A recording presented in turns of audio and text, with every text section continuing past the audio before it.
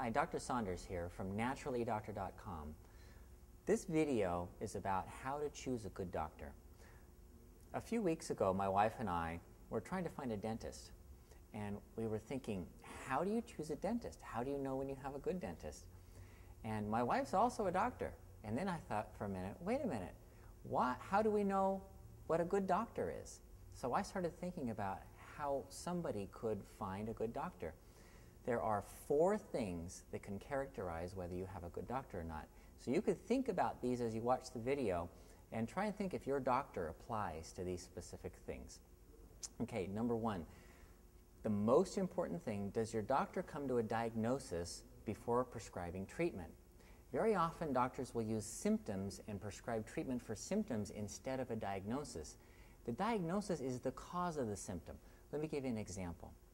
If somebody came into my office with a temperature of 103 degrees and I said, oh, you have fever. Okay, Tylenol will bring your fever down. And so I give them Tylenol and send them out of the office. Now, is that a good doctor? No, you have to think, wait a minute. Doesn't the doctor have to know why I have the fever? Of course. Why could somebody have a fever? Well, they could have an infection, could be cold or flu. They could have pneumonia or some really serious infection like meningitis. It could be cancer, arthritis. There are many different things that cause fever. Anything that causes inflammation in the body can cause fever. So if the doctor just prescribes a treatment for a symptom, that's not good for you as the patient. Another good example is high blood pressure. People will walk into a doctor's office never having high blood pressure in the past, and they're nervous and upset about something, and they get their blood pressure taken and it's high. Then the doctor says, oh, you have high blood pressure, here, take this pill, and sends them out of the office with a prescription. Now, is that good? No, that's not, because high blood pressure is just like the temperature. It's not a diagnosis, it's only a symptom.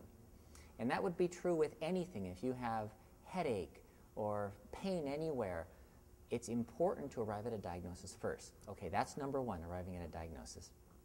Number 2, does the doctor take time to understand you, how you're feeling, in order to arrive at a good diagnosis?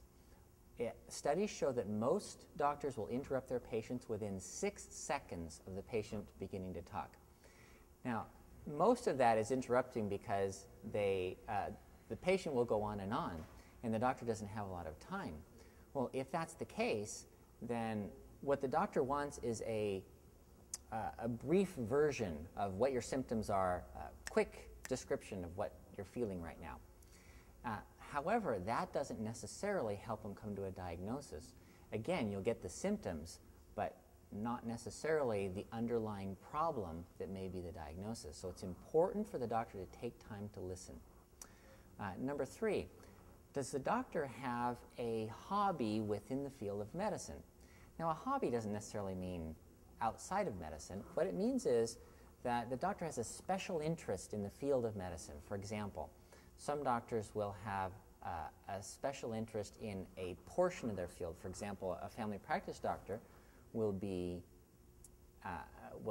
especially do diabetes, have a special interest in diabetes, or arthritis, or migraine headaches, or something like that. Now, that doesn't mean you only go to them for that special interest, but if they have a special interest, what it means is they're learning, they're continually learning in the field. Studies show that most doctors don't read literature after they graduate from medical school. That's the majority of them. In fact, there was one study on the East Coast of the United States that the internal medicine residents, these are doctors who graduated from medical school who were studying a specialty in medicine, 70% of them could not understand enough about a research paper to interpret it properly. That's pretty scary when you think about it. These are the specialists. These are the cardiologists and the rheumatologists. So having a special interest in the field of medicine is something that's also very important, very helpful. Number 3, if the doctor doesn't know exactly what's going on, do they refer you right away to somebody who does? Finding out what the problem is isn't always immediately, the doctor doesn't have to know everything. but they have to be able to admit that they don't know everything and then be able to find the answer to the question in the first place. And that's part of that arriving at a diagnosis again. If you take these 4 things and you apply them to any doctor, and if they have those 4 things, you can bet you have a good doctor.